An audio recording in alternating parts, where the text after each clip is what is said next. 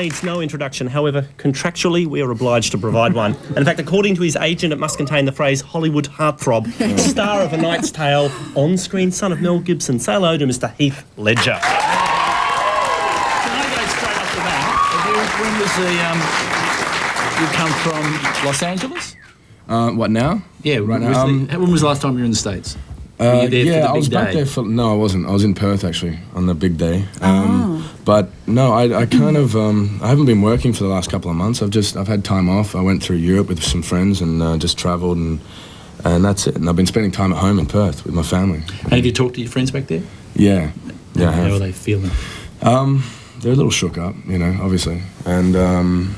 I don't know, they say it's just a real weird vibe right now in LA. It's kind of, all the cars have American flags flying on them, there's tattoo shops with, free stars and star and stripe tattoos, available. And Hollywood's sort of shut down, hasn't it? It's really all the ground studios to a halt. apparently have shut. Yeah. It's sort of weird because Hollywood is based so much about purely entertainment, and all of that seems so frivolous right at the moment. Yeah, but it's also that people are very frightened to be gathered in large numbers, like at Universal Studios, anything, and that's going to probably include cinemas and all that sort of thing for a while. Must be horrible. Must be just an awful feeling. No. And taking a break that's a brave thing to do. A lot of people say, when you're starting out, you just take movie after movie. You've made a decision. You want to break? I did the movie after movie thing for 2 years straight, and it just wore me out. It was 6-day weeks, 18-hour days. And how many times do you reckon you're going to play Mel Gibson's son? And I don't know, a couple more times. Yeah. do you reckon, because I always think, you always hear, they talk about actors doing back-to-back movies, and I'm sure, and then they have a nervous breakdown. And I'm sure people are going, but it's not hard work. People have got no idea, have they, of the hours that are involved and Yeah, I know. I guess... not that you want to whinge about a good situation, exactly, but it is a lot harder work, I think, than people think. Yeah, it really is. I mean, I guess the last one, I did a small movie called Monsters Ball, but before that, I did this giant epic with Shaker Kapoor, and, things like I had 3.5 hours in the makeup chair every morning, so I'd get to work at 3 o'clock in the morning, get out of the makeup chair at 6, get home at, 10, p.m., and I really had like 4 hours sleep a night for 6 months every day. When I did Babe 2, I spent 2.5 months in a rubber suit. So. Tell me about it. And in a harness. Oh, man. Yeah, that was a nightmare. It drives you crazy. It does. Sitting there looking in the mirror, it drives you mad. Really does. What were you getting made up to be in three and a half Arab, hours? actually.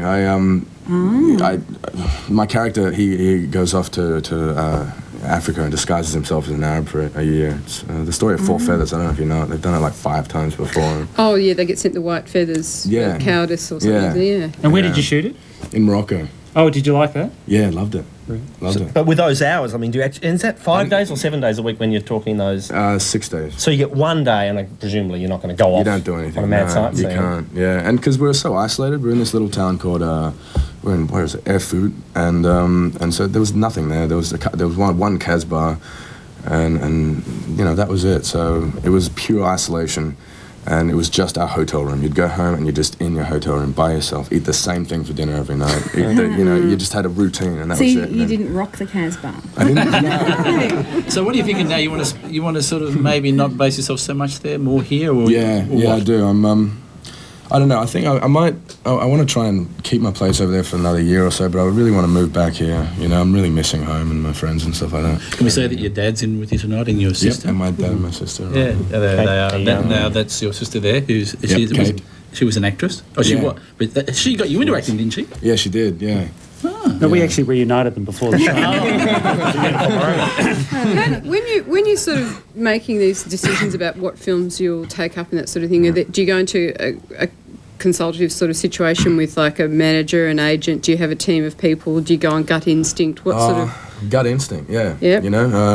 Generally I'll go against the first things that my agents bring to me because it's CAA and they're like blockbuster, big fire engines, explosions, and action and hero stuff. Is it classic Hollywood hero stuff? Well, especially after A Knight's Tale, that's all. But that's all going to change now anyway, because I was reading in the New York Times the other day that they're saying there's a major rethink in terms of blockbusters. They blow them up, all that sort of thing. So you're going to.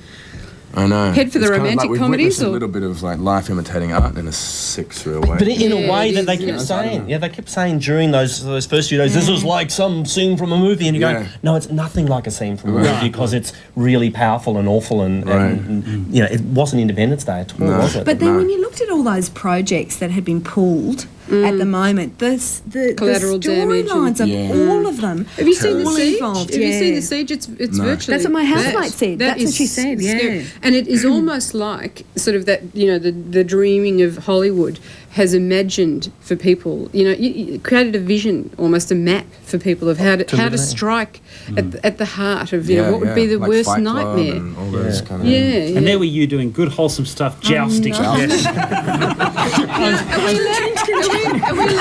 I was going to say.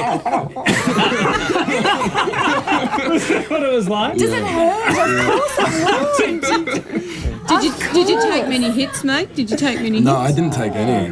They wouldn't let me ride a bicycle insurance-wise, let alone get knocked So off you a didn't horse. properly learn. I did. Yeah, I mean, at times I had to do it, but I mean, those guys were crazy. You know, those stunnies were really hitting each other. Like, Stunnies are mad. They are a mad, breed yeah. apart. Yeah, they But really are. don't you reckon one of the great things I think with doing film is that you get to really vicariously do so Live it many out, adventurous things like, you know, I don't know, an astronaut, fireman, you know, all Yeah. those sort of Yeah. things without the Yeah. tedium. Yeah, definitely. Yeah, but then is there also a temptation to start to believe your own publicity? Yes and no. I can understand it, but you know, I really don't really read a lot of it, and I just don't believe it. I really don't believe this stuff, It's good or hard bad, not especially to, the good though. stuff. You know, I think it's really healthy If someone's not to believe interested the in good stuff. if you, what's the process of getting you for a movie? How does it happen? They then send you the script and you go, yeah, I like it. What happens then? Do you go talk to the director? Yeah, I guess.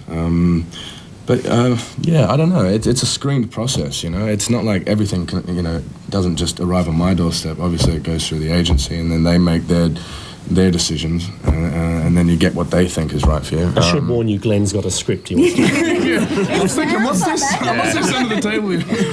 back away very quickly. And is it true you're keen to play the role of Ned Kelly? Yeah. Well, I mean, we're talking about it right now. You know who's played that before you, don't you? Yeah. That is a great idea, yes. I Yeah. reckon. It's He was one a of young those, guy, you know. He died at like 25 or something. 26. yeah, and I know, it's but it's been an interesting thing in history, isn't it? Often you go, you expect everyone to be like 50 when they do I know, something important. especially like the beard. He had to Really, be was he exactly. 25? So you Was he figured, 25? yeah. God, I didn't realise that. Yeah. But it's more armour, you do know that, don't you?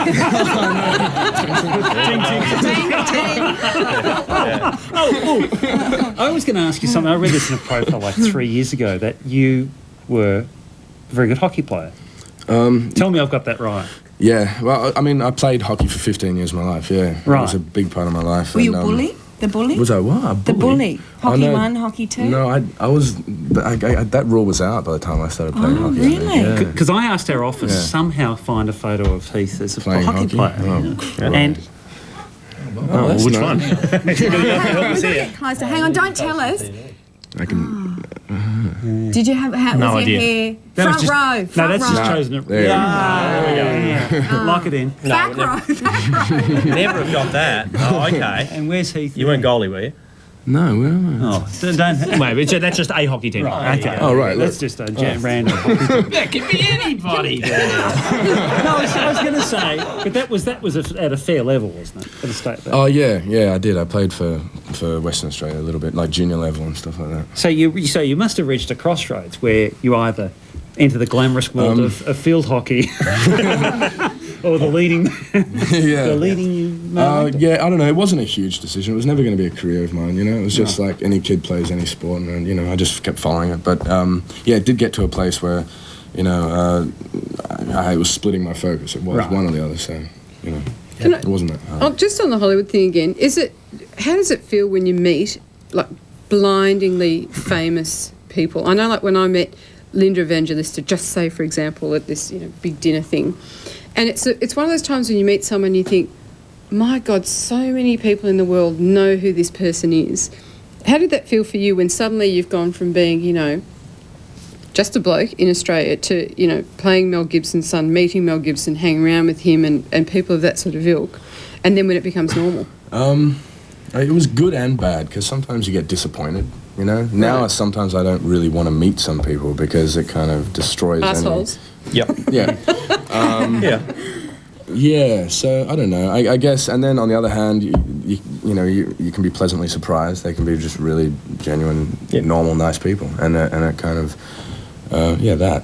But then, well, at the end of the movie, after 30, 40 days, you must go. It's just, then that drifts away. Yeah. Oh, yeah, definitely. If you're working with them, for sure. Yeah. Were we a disappointment to you tonight? Just drifted away. Hey, A Knight's Tale is still screening and doing extremely well around the country. It's a very funny movie. Check it out if you get a chance, and we look forward to seeing you in the big metallic bucket as awesome. Mr. Ned Kelly. Good luck with whatever project you take up next, and your tailor.